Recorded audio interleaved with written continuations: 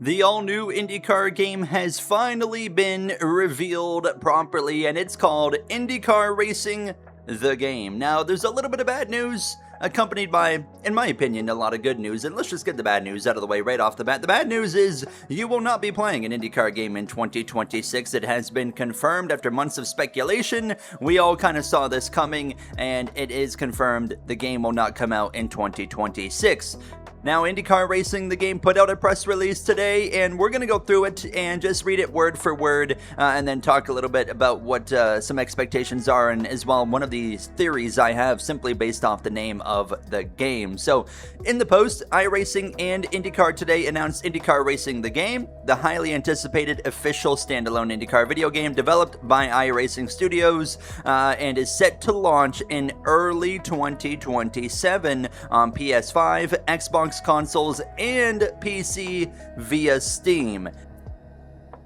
IndyCar Racing the Game brings the raw speed, precision, and drama of the NTT IndyCar series to a new generation of racing fans and gamers, leveraging iRacing Studios' industry-leading expertise in authentic motorsport simulation. The title promises to deliver an unmatched open-wheel racing experience from the iconic Indianapolis Motor Speedway to the sport's most celebrated street circuits, road courses, as well as the ovals. This is the first IndyCar standalone video game in more than 2 decades, and is expected to launch in the countdown to the 2027 Indianapolis 500. The article is then cut off by a screenshot here of Pato O'Ward alongside Alex Palou here as they're crossing, of course, the start-finish line of bricks at Indianapolis Motor Speedway. The first thing I notice is there's no motion blur. Maybe the cars are just not moving. That's my guess, because also the wheels, there's not like any movement on the wheels. So, but either way, right off the bat, just the screenshot alone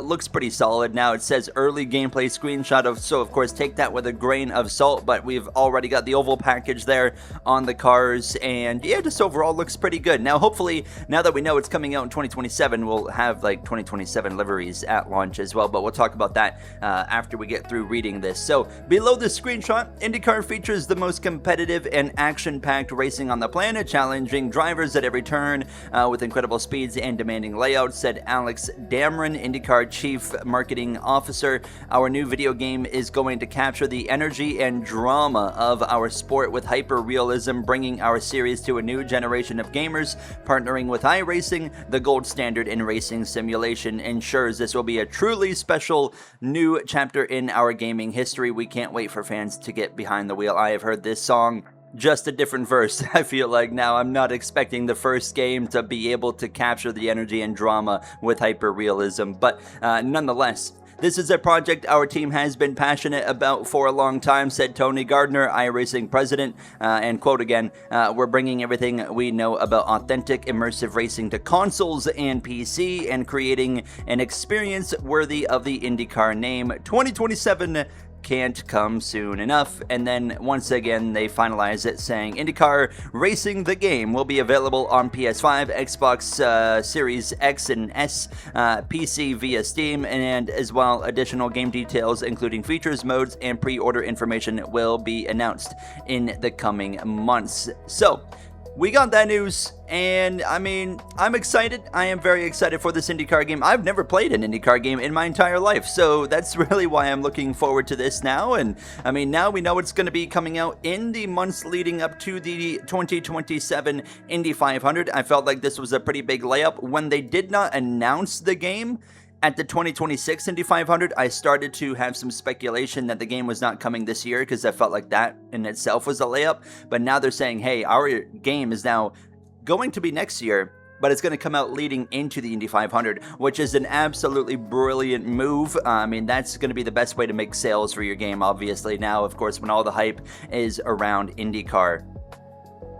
Now, I do want to point out as well, before I jump into expectations, the name of the game, IndyCar Racing the Game. You notice very specifically that they have not gone and called it, say, IndyCar Racing 27 or something like that. That tells me right off the bat that they are not, and I mean, I could be wrong, but that makes me to believe that they are not focusing on yearly releases of this series. It sounds more like they're gonna maybe wait a few years. Maybe they'll keep updating the game before they put out a new game. Obviously, if every once in a while you're going to have to put out a new game in terms of just trying to upgrade the hardware and everything behind the scenes, of course. But to me, right off the bat, I see if you're not putting a year on the game, it tells me you're just not going to, you're going to put out IndyCar 27 or IndyCar Racing in 2027, but you're not necessarily going to put out a brand new game in 2028. Maybe you're going to offer us updates and as well, livery updates and roster updates going into 2028, and maybe they'll focus on, a new game for 2029 instead of going for 2028 or something like that. So I think that is something that a lot of sports games I wish were doing nowadays, because you're just not seeing big leaps anymore from sports games from year to year, just because, they get so far and then they can't really make these big progressions anymore. However, when you're at a baseline game like the first game coming out, you can definitely make those big leaps from year to year. But you don't even have to make a new game for that. You can still maybe put that out in an update if the game can handle it. But nonetheless, I think that would be a good move if they aren't set on yearly releases. I do want to go back to the earlier quote in the article, though. I talked about it earlier, like our new video game is going to capture the energy and drama of our sport with hyper-realism and stuff like that. I don't buy into that for the first game whatsoever.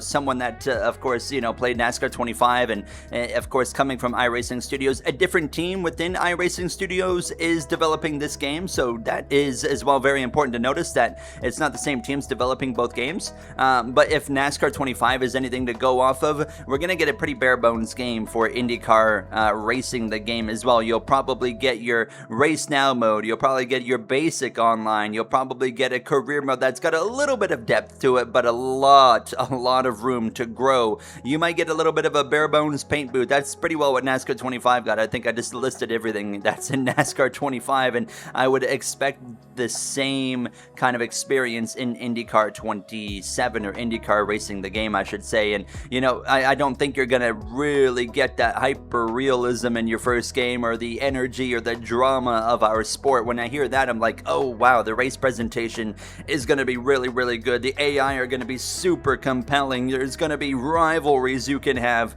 I don't expect any of the things I just said to be in the first game.